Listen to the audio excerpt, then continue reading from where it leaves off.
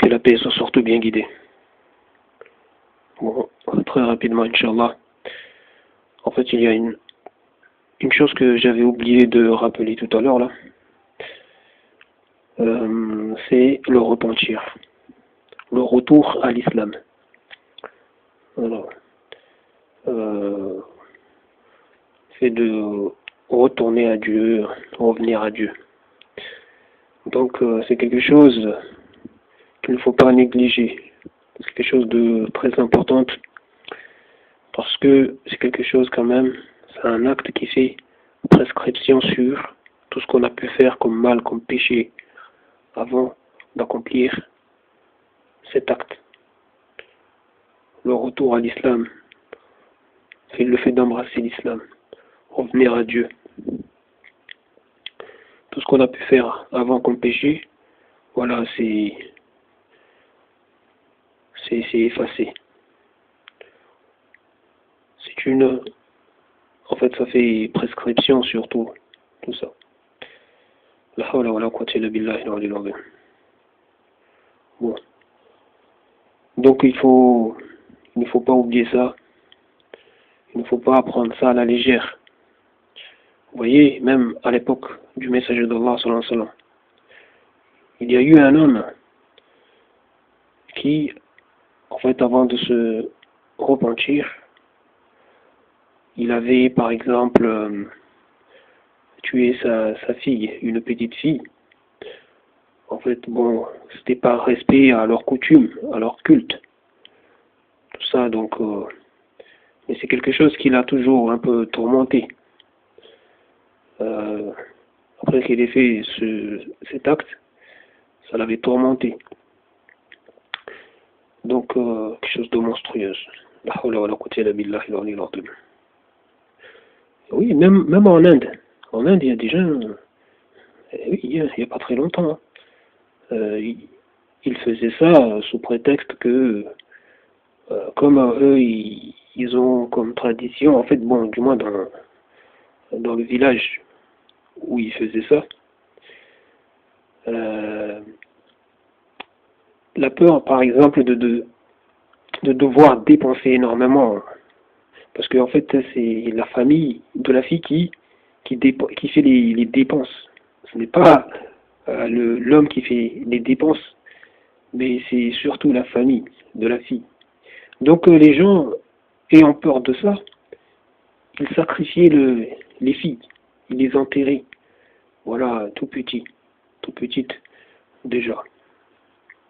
À la fin, d'ailleurs, dans ce village, apparemment, ah oui, ils se sont trouvés avec plein d'hommes, plein de garçons, donc voilà, et puis c'est l'homosexualité qui s'est développée, donc la hawla wa la quwwata illa billahi. Donc revenons plutôt à l'époque voilà, du messager d'Allah sans. Et cet homme, après qu'il se soit repenti, embrassé l'islam, entendu tous les voilà, tout ce que Allah subhanahu wa ta'ala a dit, etc. En fait, il est parti voir le messager d'Allah sallallahu alayhi wa sallam, il lui a raconté voilà ce qu'il avait fait. Voilà cet enfant qu'il avait tué. Donc, chose qui, bien sûr, le tourmentait, le chagrinait encore. Cet acte-là, acte horrible. Et justement, même le prophète sallallahu alayhi wa sallam, ça l'a fait tellement mal d'entendre ça. Ah oui, qu'il a eu envie de l'exécuter. Hein. Mais voilà, il est obligé de respecter le commandement de Dieu. Et oui, c'est comme ça les règles. Et oui, on n'a pas dépassé, même si la personne c'est un prophète, c'est un messager, les gens doivent respecter les commandements de Dieu. C'est le vouloir de Dieu. Voilà que lorsqu'une personne s'est repentie, il est obligatoire, il faut respecter cet acte. Voilà. Il faut respecter ça. Parce que si Allah n'avait pas voulu que cette personne se repente, voilà, ça ne serait pas fait. Vous comprenez? Et puis de toute façon, Allah il sait mieux, il connaît mieux les personnes qui se repentent réellement. Donc voilà, le messager d'Allah sallallahu a tenu compte de ça, que la personne s'est repentie, donc voilà. La hawla wa la quwwata illa billahi al-aliyyil azim. D'ailleurs, si je me souviens bien, il lui a demandé de s'éloigner de lui, pas du genre je ne veux plus te voir, etc. Non, mais, parce que c'est tellement dur de voilà ce genre d'acte que commettaient ces personnes. Hein. Franchement, c'est donc il lui a demandé de s'écarter de lui, je crois, c'était ça. Comme d'ailleurs ce qu'il avait fait avec la personne qui avait tué justement son oncle Hamza. Parce que cette personne aussi s'est repentie. Et donc, voilà, il a accepté également. De toute façon, il n'a pas le choix. Il faut respecter le commandement de Dieu. Donc, mais derrière, il lui avait demandé, voilà, de s'écarter, de s'éloigner de lui. Voilà. La hawla wa la quwwata illa billahi al-aliyyil azim. La hawla wa la quwwata illa billahi al-aliyyil azim. Ça ne veut pas dire qu'il l'a repoussé. Voilà, parce que non. Parce qu'il ne faut pas repousser les croyants. Mais c'est juste genre de dépit, voilà. Il ne voulait pas le voir à côté, c'est tout. Mais la hawla wa la quwwata illa billahi al-aliyyil azim. La hawla wa la quwwata illa billahi al-aliyyil azim. Et puis bon, c'est aussi sur le coup de l'émotion, sur place, comme ça, d'un coup. Mais tout ça, voilà, ces personnes ont été auprès de lui. Voilà, il les a acceptés, voilà, auprès, voilà, de lui, autour de lui. Et ils ont participé dans des luttes avec lui, donc, etc. Même il y a eu des gens qui ont combattu ardemment, les musulmans. Voilà. Après, bon, ils se sont repentis, voilà, etc. Donc, c'est pas quelque chose à négliger. Il peut arriver que, voilà, les gens, bien qu'ils, voilà, ils aient fait des choses atroces, nous appartenons tous à Dieu. Lui, il nous connaît mieux. Vous comprenez? Il sait mieux ce qu'il y a à l'intérieur de chacun. Vous pouvez voir, par exemple, une personne accomplir des belles œuvres, tout ça, donner à manger aux gens, et tout, etc., sans que cette personne n'embrasse la foi, sans que cette personne ne se repent à Dieu. C'est que derrière, il y a des choses que les gens ne savent pas, derrière cette personne. Ce qu'il y a dans son cœur et ce que cette personne fait en privé, etc. Plein de choses que cette personne pense dans sa tête. Tout cela a une importance capitale. Et puis comme on sait que Allah subhanahu wa ta'ala n'impose pas à une âme une charge supérieure à sa capacité. Donc les gens sont toujours selon voilà leurs conditions, leur vie, comment ils ont. Vous comprenez? Une personne, Allah subhanahu wa ta'ala peut l'avoir énormément facilité, mais cette personne peut s'être montrée vraiment ingrat toute sa vie, alors qu'elle a été énormément facilitée, mais voilà, n'a pas voulu reconnaître, voilà, s'est montré ingrat.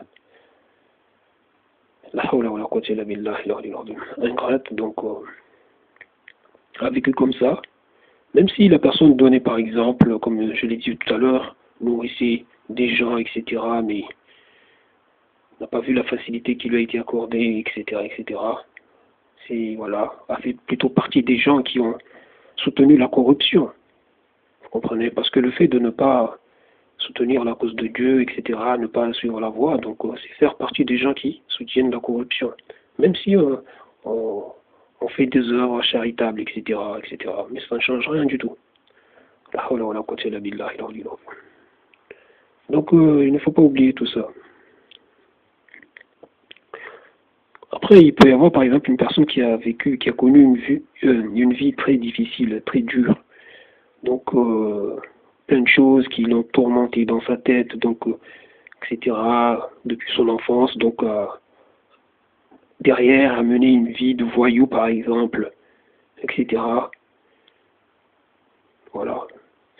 Et puis, un beau jour, voilà, la personne prend conscience de beaucoup de choses et vient à se repentir, à changer complètement. Vous comprenez? Tout, en fait, chaque cas est un cas. Chaque personne, voilà, c'est un cas. Vous comprenez? Donc, faut pas négliger tout ça. Je vous remercie du temps que vous avez pris pour sur ça. Et d'ailleurs, au passage, parce que moi, je trouve des gens, par exemple, qui sont vraiment détestables. D'ailleurs, là, il faut que j'accélère parce que je suis en train de me préparer là à manger pour mon foutard. Donc,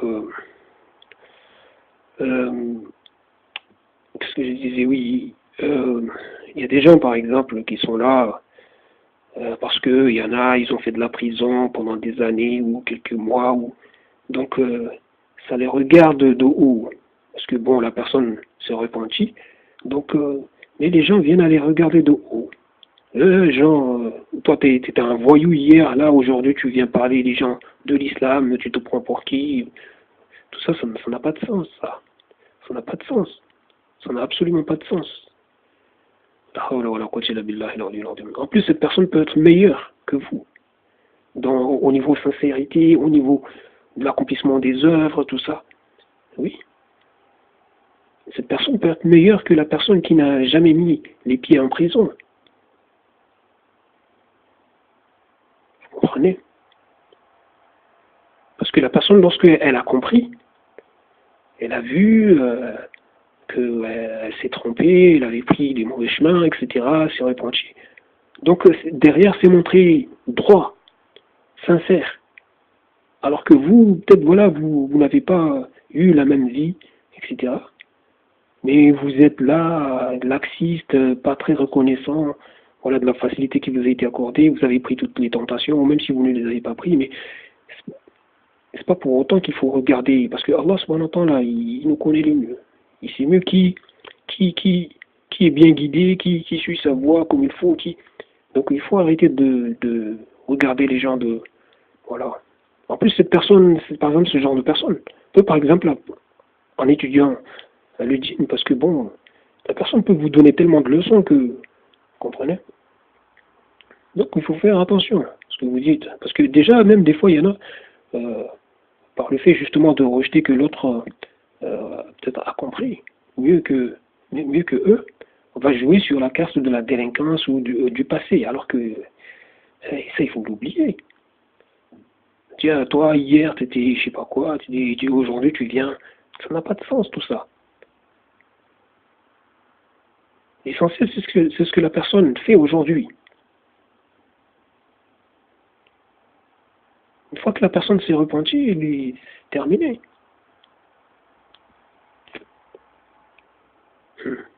Moi, personnellement, je n'ai jamais fait de prison. J'ai même pas fait une seconde en garde à vue. Rien de tout ça. C'est pas pour autant que je vais regarder les autres de haut ou, vous voyez, par exemple, une personne qui a fait de la prison, et qui vient nous parler de l'islam, que je vais la regarder de haut, etc. Ça n'a absolument pas de sens.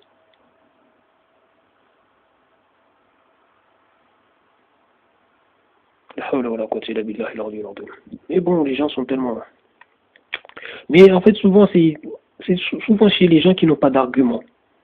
Quand ça n'a pas d'argument, ça fait quoi? Ça va dans des. Je vous remercie du temps que vous avez pris pour sur ça. Je vous dis ça là.